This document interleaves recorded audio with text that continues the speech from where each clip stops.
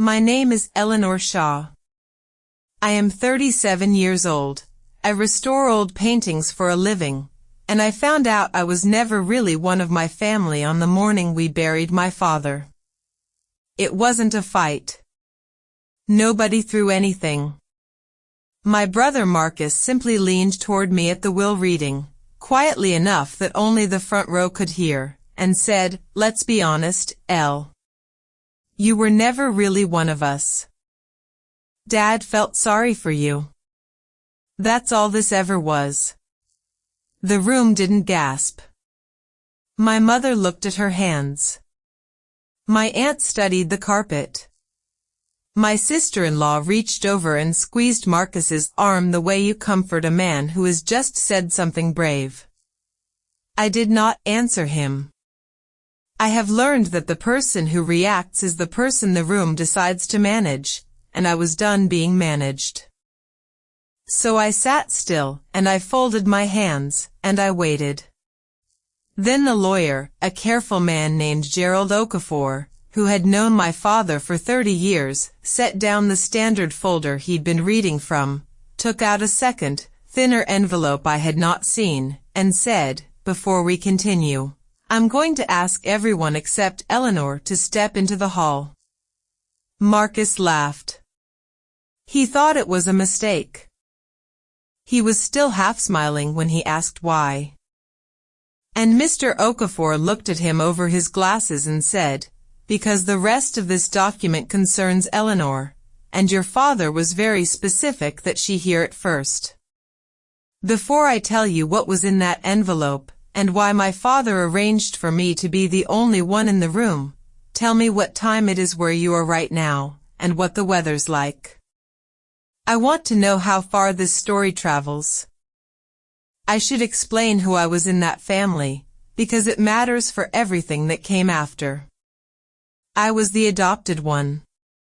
My parents, Richard and Diane Shaw, adopted me when I was 4, 2 years after Marcus was born. I don't remember a time before them. Richard Shaw was the only father I ever knew, and for the first 11 years of my life, I did not understand that there was supposed to be a difference between me and my brother. My father never made me feel one. My mother was another matter. She was not cruel. I want to be fair to her, because fairness is the whole point of this story. She was simply always slightly surprised by me, the way you're surprised by a guest who stays longer than expected. When Marcus did something clever, it confirmed something. When I did something clever, it puzzled her. "Where does she get it?" she'd say, and she meant it kindly, and it landed like a door closing every single time. Marcus learned the difference early, and he learned it could be used. By the time we were teenagers, he had a whole vocabulary for it. Real family. Blood. One of us. He never said it in front of Dad. He said it in kitchens and hallways and back seats, always lightly, always with a smile, so that if I objected I was the one who'd made it heavy. There were 3 moments I never forgot. When I was 12, I found a box of baby photos and there were none of me before 4, and when I asked why, Marcus said, "Because you're not really from before, Elle," and my mother told me not to upset my brother. When I was 19 and got into the conservation program, Marcus toasted me at dinner by saying it was amazing what they'll do for diversity now, and everyone laughed, and I laughed too, because that was the tax on being in the room. And when I was 28, at my own birthday, my mother introduced me to a new neighbor as our Eleanor. We adopted her, which was the first fact she reached for about me, ahead of my name, ahead of my work, ahead of 30 years. None of these were cruelty. That was the terrible part. Each one was said warmly, and each one told me exactly where I stood. My father restored furniture as a hobby, old chairs, water-damaged tables, things people had given up on. I used to sit in his workshop after school and watch him bring the grain back up out of what everyone else had written off. He taught me that nothing is ruined just because it's been treated badly. He taught me to see what a thing was underneath what had been done to it. That is, more or less, the entire reason I do what I do now. I take paintings that have been darkened by a century of smoke and neglect and I bring the color back. People think it's about chemicals. It's about patience. I did not go into the family business. My father ran a mid-size regional company, Shaw Millwork, architectural woodwork for restorations, courthouses, libraries, old hotels. Marcus went into it at 22 and became operations director. I went to art school, then to a conservation program, then spent 15 years building a quiet reputation as the person museums call when a painting is too fragile or too far gone for anyone else. My family treated this the way they treated most things about me, as a charming eccentricity that wasn't quite real. My mother described my work as Eleanor's little art thing. Marcus told people I cleaned paintings, the way you describe someone who wipes down windows. When a regional museum credited me in a restoration that made the local paper, my mother clipped it and put it on the fridge, and then Marcus's daughter made honor roll and the clipping quietly disappeared, and no one mentioned it again. Here is the thing I want you to understand, because it's the hinge of everything. I was not estranged from my family. I called my mother every Sunday. I came to every holiday. I drove 4 hours each way to sit with my father through his chemotherapy, and I did it for 11 months. And for most of those months I was the only one who came on weekdays because Marcus was busy and my mother couldn't bear to see him like that. I sat with my father while he was dying, and my brother stood up at his will reading and told a room full of relatives that I was never really one of them. He believed it. That's the part that took me longest to understand. He wasn't lying. In his mind, all those years of Sundays and holidays and hospital chairs didn't count, because they came from me, and I didn't count. The love only ran one direction in his ledger. I had been giving it, and he had been receiving it, and he had never once recorded it as a debt, because you don't owe anything to someone who was only ever here on sufferance. I found out how wrong he was on the morning we buried our father. The service was on a Thursday. Gray sky, the kind of cold that gets into the folding chairs at a graveside. Marcus gave the eulogy. He was good at it. Marcus is good at rooms, and he talked about our father as a self-made man who built something and passed it to the next generation, and he looked at his own son when he said the next generation, and he did not look at me at all. I gave nothing. Not because I had nothing to say. Because I had spent 11 months saying it, quietly, in a hospital room, to the man himself, while he could still hear me. I didn't need the folding chairs to witness it. The will reading was that afternoon, in the front room of my parents' house, because my father had wanted it that way. He was a formal man about some things. He'd chosen the lawyer, chosen the room, chosen the order. There were 11 of us. My mother. Marcus and his wife Priya. Their 2 kids, old enough to sit still. My Aunt Carol and her husband. 2 cousins. A family friend named Douglas who'd been my father's business partner decades ago. And me, in the second row, next to the aunt who studied the carpet. Mr. Okafor read the straightforward parts first. The house to my mother. A trust for the grandchildren's education. Bequests to a few charities my father cared about, a literacy program, the historical society, the hospice that had helped at the end. And then he got to Shaw Millwork, and the room leaned forward, because that was the real question, that was what everyone was actually there for. The company. Who got the company? Mr. Okafor read that my father's controlling interest in Shaw Millwork, 60% of the shares, was left in full to a single beneficiary. And then he paused, and I watched Marcus's face do the thing a face does when it is certain it's about to hear its own name. That's when Marcus leaned over to me. I think he did it precisely because he was so sure. He wanted to land the knife while he still could, before the will made it official that the company, the name, the blood, all of it, was his. So he leaned in, warm and quiet, and he said it. You were never really one of us, Dad felt sorry for you. That's all this ever was. And Mr. Okafor set down the first folder, and took out the second, and asked everyone except me to leave the room. Marcus did not leave gracefully. He asked 3 times whether there'd been a mistake. Priya put her hand on his arm. My mother stood up slowly, and on her way past me she paused, and for a second I thought she might say something, and she didn't. She just looked at me with an expression I'd never seen on her before, and I didn't understand it until much later. It wasn't anger. It was fear.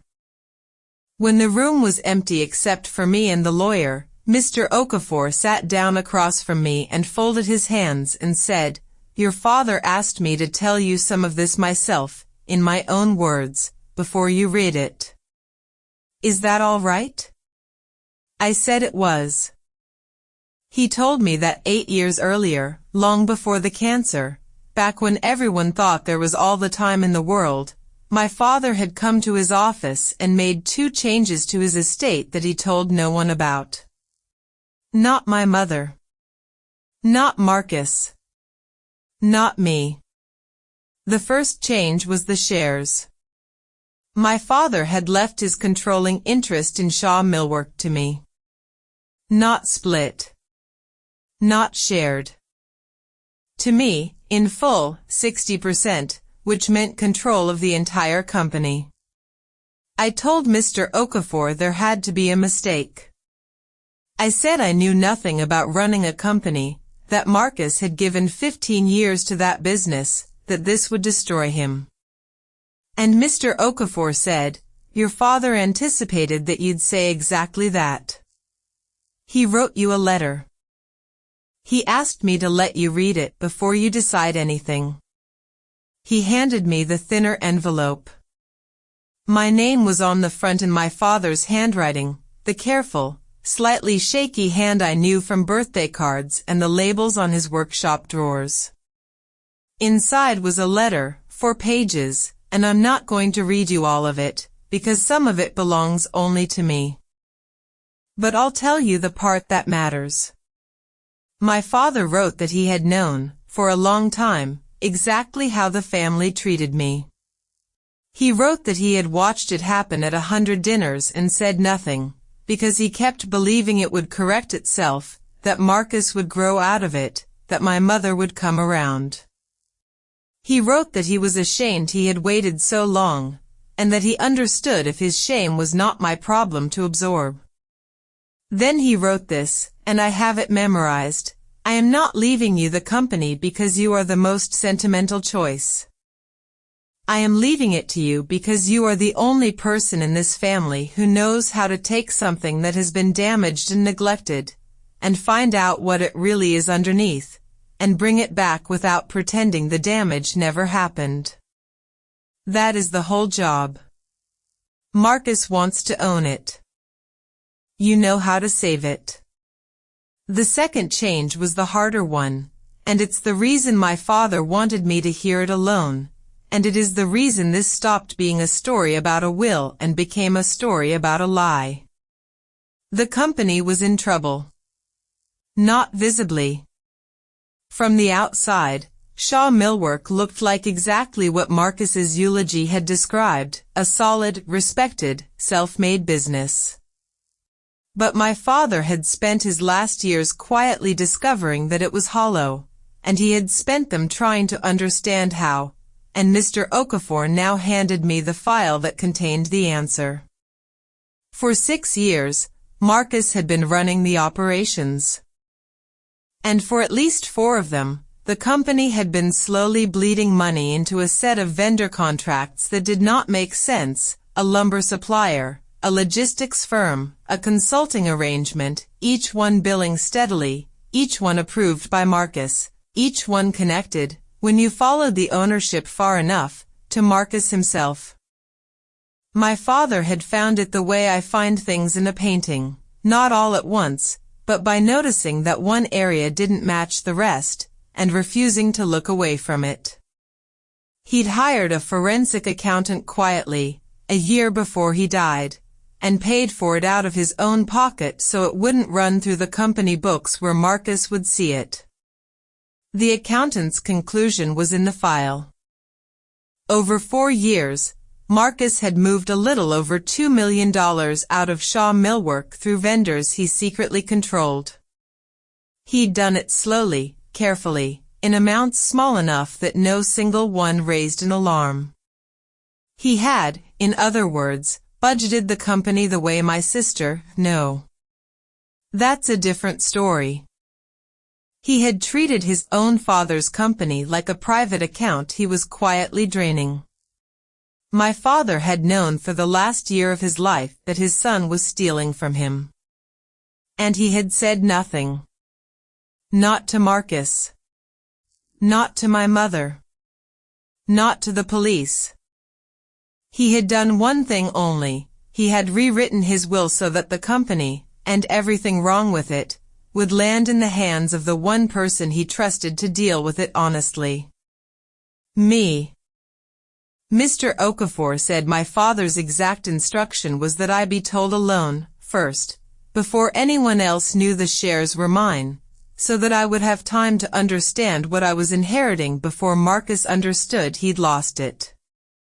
My father knew that the moment Marcus realized the company was mine, he would move to protect himself.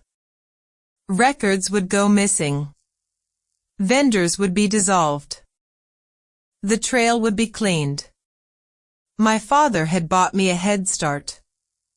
That was his last gift to me, not the company, but the day or two of silence in which I could decide, with clear eyes and no one shouting at me, what kind of person I was going to be about it.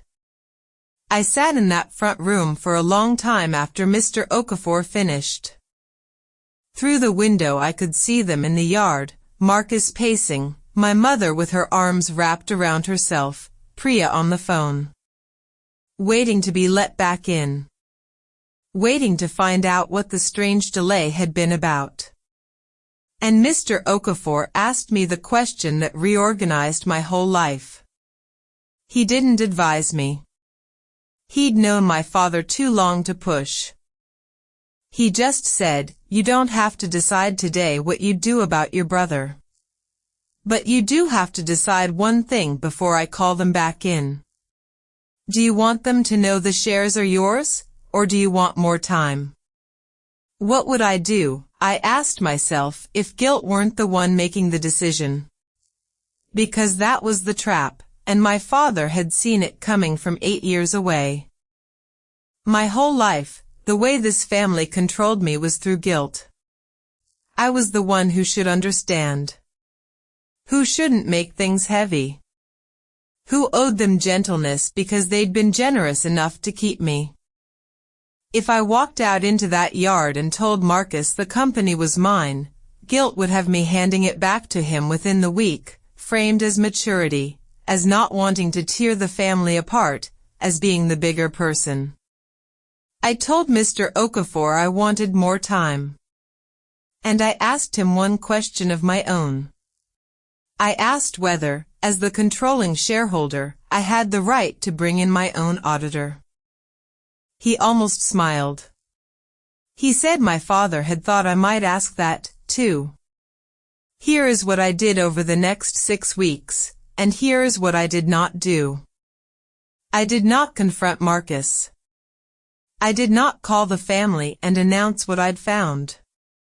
I did not post anything, or tell my mother, or give my brother the fight he was good at and I was not.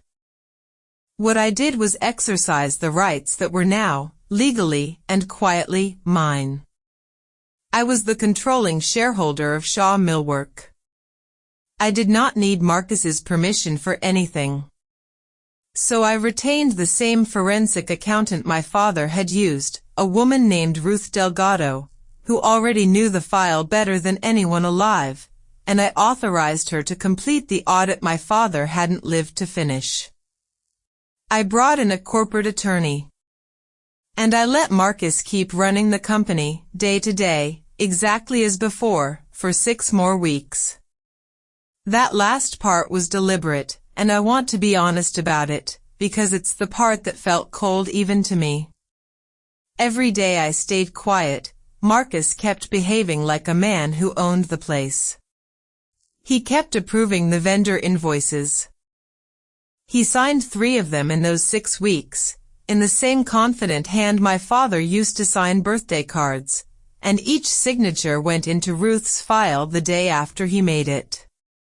He did not know he was signing them for an audience. I was not trapping him into anything. He was doing what he had always done. I was simply the first person who was finally writing it down. I spent a lot of those 6 weeks in my father's workshop. It was still exactly as he'd left it, the drawers labeled in his careful hand, a half-restored chair clamped and waiting, the smell of linseed oil that never quite leaves a room like that. I'd sit at his bench and read Ruth's updates on my phone, and it felt, more than anything, like finishing a restoration he'd started. He had cleaned away enough of the darkness to see what was underneath. He just hadn't lived long enough to bring it all the way back. That was going to be my part. Marcus, meanwhile, had convinced himself the will reading was a clerical error. Mr. Okafor, on my instruction, told the family only that the estate is still being finalized, which was true. Marcus told my mother the company was obviously his, that Dad would never have left it to Eleanor of all people, and I know he said of all people because Priya, of all people, told me later, when things had changed. Priya is the one who surprised me.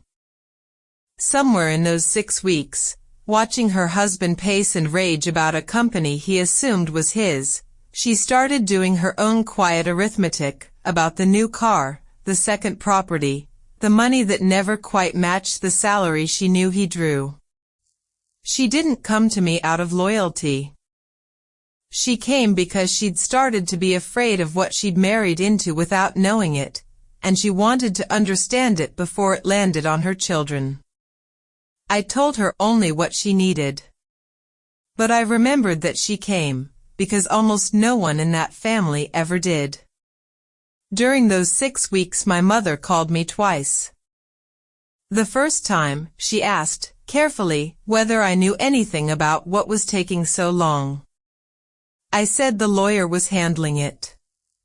The second time, she said something that told me she was more frightened than I'd realized. She said, Eleanor, whatever your father did, I hope you'll remember that Marcus has a family to support. Not, I hope you're okay. Not, your father must have had reasons. Her instinct, before she even knew what I held, was to start protecting Marcus from it. I understood something in that moment that I'd been avoiding for 30 years. My mother had always known Marcus was the favored one. She had built her whole idea of the family on it. And a mother who has decided which child matters more will keep making that decision even when the other child is standing in front of her holding the truth. Ruth Delgado finished the audit in the 5th week. It confirmed everything my father's first accountant had found, brought it current, and added the 3 fresh invoices Marcus had signed after our father's death, which mattered, legally, because they weren't part of any estate ambiguity. They were theft from a company Marcus knew, or should have known, was no longer simply his to run. I had a decision to make, and I made it in Mr. Okafor's office, and it was not the decision my family expected, and it was not the decision the internet usually wants either. I did not send my brother to prison. I want to sit with that, because I think people expect the story to end with handcuffs, and mine doesn't, and the reason it doesn't is the whole point of who my father raised me to be. I could have. Ruth's audit, the vendor ownership records, the invoices signed after Dad's death, a prosecutor would have had a clean case. $2 million is not a misunderstanding. My corporate attorney told me plainly that I could refer it and it would very likely stick. But my father hadn't left me the company to destroy the family with it. He'd left it to me because I know how to take something damaged and find out what it actually is underneath. And underneath my brother's theft was not a criminal mastermind. It was a man who had been told his whole life that he was the real one, the deserving one, the blood, and who had come to believe, the way favored children sometimes do, that the rules other people follow were for other people. He didn't steal because he was evil. He stole because no one had ever once told him no, and my father, at the end, understood that his own silence had helped build the man who robbed him. So I did not choose prison. I chose consequences, which is a different thing, and a harder one to escape. I called a shareholders' meeting, which, holding 60%, I could do, and Marcus could not stop. My attorney was there. Ruth was there. Mr. Okafor was there. And I laid the audit on the table in front of my brother and my mother, and I did not raise my voice once, and I told Marcus exactly what I knew, in order, with the pages in front of him. He tried the old thing first. He laughed and asked where I'd gotten all this. The same question my instinct told me a guilty man always asks first, not is it true, but how did you find out? Then he tried the family thing. He said, you'd really do this? To your own brother? After everything this family did for you? And there it was, one last time, the ledger where his love was a gift and mine was a debt. After everything this family did for you. As if the 11 months of hospital chairs had been repayment on a loan I'd taken out at 4 years old. I told him no. I said, I'm not doing anything to you, Marcus. I'm just the first person who wrote it down. Then I gave him terms, and I read them out loud so my mother heard every one. He would repay what the audit could document, on a schedule, secured against his share of the estate and his home. He would resign from Shaw Millwork immediately and permanently. The vendor companies would be dissolved and their records preserved. He would sign a full written admission, not for the police, but for me, and for the file, so that no future version of this story could be told in which I was the villain who stole the company from the real son. And in exchange, I would not refer the matter for criminal prosecution. It was not mercy. I want to be clear about that. Mercy would have been forgiving the debt. This was accountability with the prison door left closed, which, for a man like Marcus, who had built his entire self on being seen a certain way, was in some ways the heavier sentence. Prison would have made him a martyr. This made him a man who had to sit across a table from his adopted sister and sign a paper admitting what he was. My mother said, Eleanor, please. Think about his children. I said, I am.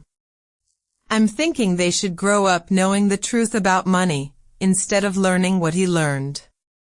Marcus signed. It took him 11 days and a lawyer of his own telling him the alternative was worse, but he signed. The 18 months after that were not dramatic.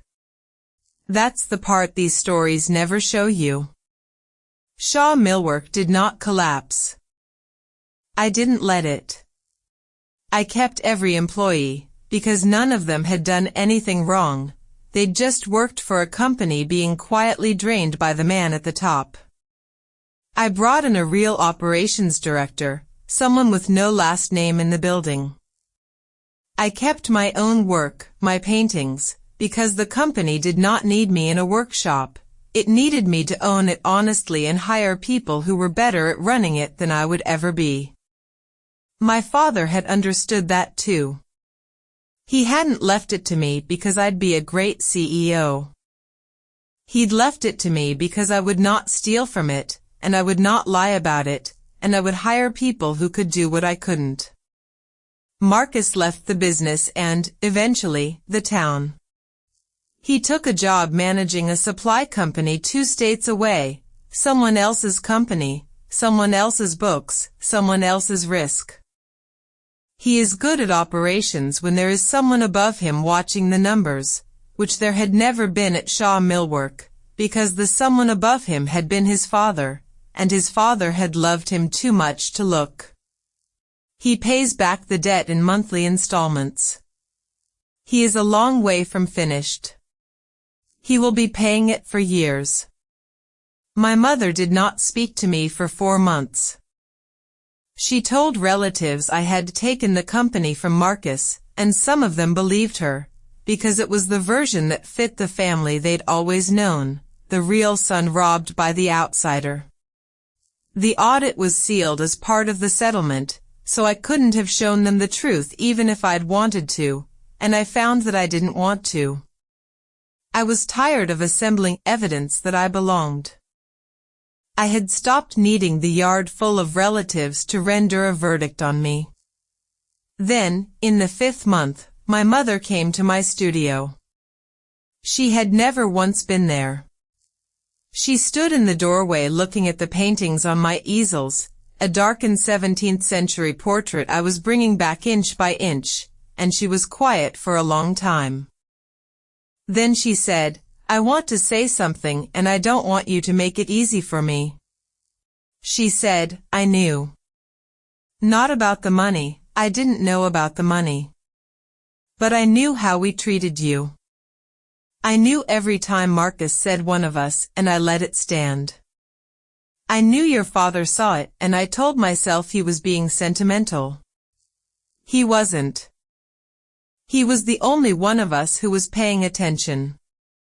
She said, "I spent your whole childhood surprised by you. I don't know why. You were mine the same as Marcus was. I just decided you weren't, and I never went back and checked whether I still believed it." She didn't ask me to forgive her. That's the only reason it meant anything.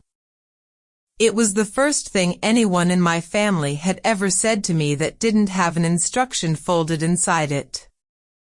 I told her it would take time. She said she knew. She comes to the studio now, about once a month. She doesn't understand the paintings, but she sits and watches me work, and she has stopped saying where does she get it, because she finally knows the answer. I got it from the man in the workshop who taught me that nothing is ruined just because it's been treated badly. People ask me whether it was revenge. I didn't steal anything. I didn't forge a document or drain a company or lie to a dying man. I didn't do a single one of the things that made the consequences arrive. My brother did all of that, over years, in the quiet, while I drove 4 hours each way to sit in a hospital chair. All I did, on the worst morning of my life, was stop absorbing a lie about myself and start writing down the truth. Here is what everybody lost. Marcus lost the story, the one where he was the real son, the deserving one, the blood, and I was the charity case Dad felt sorry for. He lost it in front of the only audience that ever mattered to him, which was himself, when he had to pick up a pen and admit in writing what he'd actually been. My mother lost the family she'd arranged in her head 30 years ago, the one with a favored son and a guest who overstayed. And she is the only one who has done anything honest with the loss. And I lost something too, and it wasn't the family. It was the belief that if I was patient enough, and useful enough, and gentle enough for long enough, they would eventually look up and decide I counted. I waited 30 years for that verdict. It never came from them. It came from a man in a workshop, in a letter, 8 years before I was ready to read it. He'd already decided I was one of them. He decided it when I was 4. He just never got the chance to overrule the room while he was alive, so he did it the only way a careful man can, in writing, notarized, and timed so I'd hear it alone, in a quiet room, on the morning I needed it most. I keep his letter in the drawer of the workbench he left me. I take it out sometimes. Not for the sentiment. Because it reminds me of the one thing he spent his life trying to teach me, which turned out to be the same thing that saved me, that you find out what something truly is by looking closely at the part everyone else agreed to ignore. When I remember that while reading now, I don't remember Marcus's sentence first. I remember the sound of the second folder opening. And Mr. Okafor's voice, steady and kind, asking everyone except me to leave the room. They spent 30 years telling me I was never really one of them. My father spent one afternoon, from beyond the grave, proving that the only person who got to decide that had already decided, and the answer was yes. So if there's someone in your life who keeps quietly informing you that you don't really belong, that their love is a gift and yours is a debt, ask yourself one thing tonight. Are they telling you the truth about who you are? Or are they just the loudest voice in a room that never once bothered to look closely? Thank you for staying with this story to the end. Every character and event in it is fictional, written for reflection and entertainment. But if any of it felt familiar, I hope it leaves you with this. The people who decide you don't belong are almost never the people who were paying attention. Find the one who was. Sometimes they've already left you everything you needed, you just haven't opened the envelope yet.